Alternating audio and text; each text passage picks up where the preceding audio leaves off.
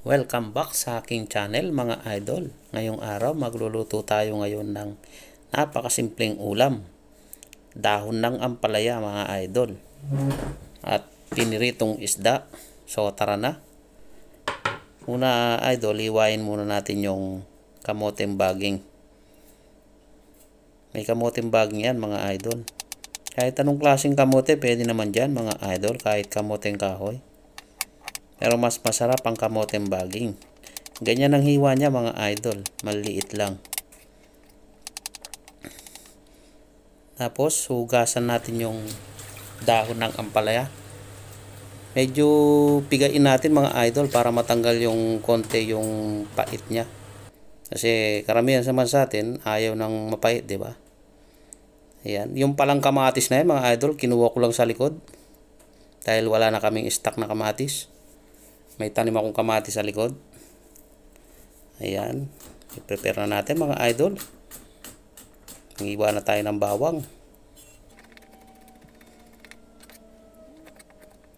Huwain na rin ang ating sibuyas.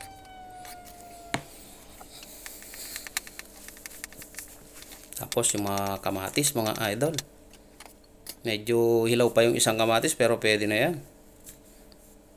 Nagigisa na tayo mga idol, mantika.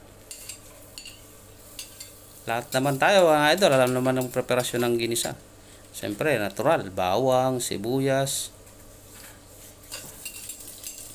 Pag ginisa talaga mga idol, may bawang tsaka sibuyas yan. Siyempre, pag medyo light brown na yung bawang tsaka sibuyas mga idol, lagay na natin yung kamatis. Halu-haluin lang mga idol. Yan, pag medyo luto na yung kamatis mga idol, lagay na natin yung ginayat na kamote. Hanggang sa maluto yung kamote mga idol. Kailangan maluto kasi yung kamote. Yan, pagka medyo natuyo mga idol, lagyan nyo ng konting tubig, konti lang. Tapos naglagay din ako ng squid roll. Depende sa inyo mga idol kung anong gusto nyo lagay na pang sahog. Pero kasi meron kasi kaming stock niya kaya nilagay ko na.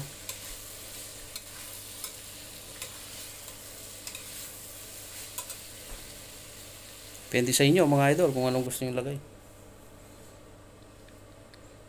Ayan, takpan na natin mga idol. Silipin nyo mga idol, baka wala ng tubig. Ilagay ko rin pala yung yung bunga ng ampalaya, yung maliit mga idol, sayang kasi. Ayan, lagay na natin yung sardinas. Dalawang sardinas yan mga idol. Nilagay ko yung kulay pula para medyo maanghang ng konti.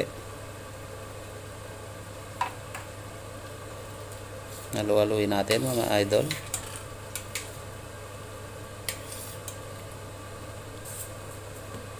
So, napakasimple ng niya mga idol. Dilagyan natin ng asin.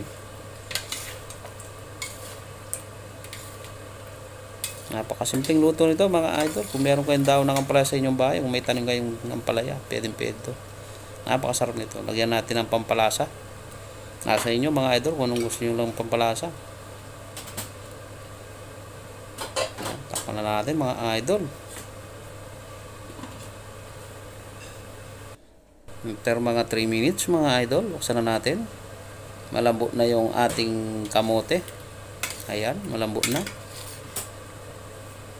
So lagay na natin yung daon ng ampalaya mga idol. Itong daon ng ampalaya mga idol, saglit lang maluto to.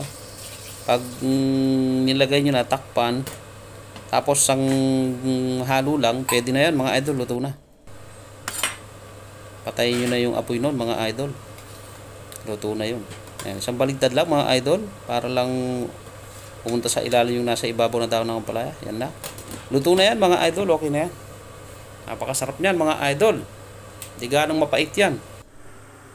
So luto na ang ating ginasang daon ng ampalaya na may kamote mga idol. Salamat sa panonood.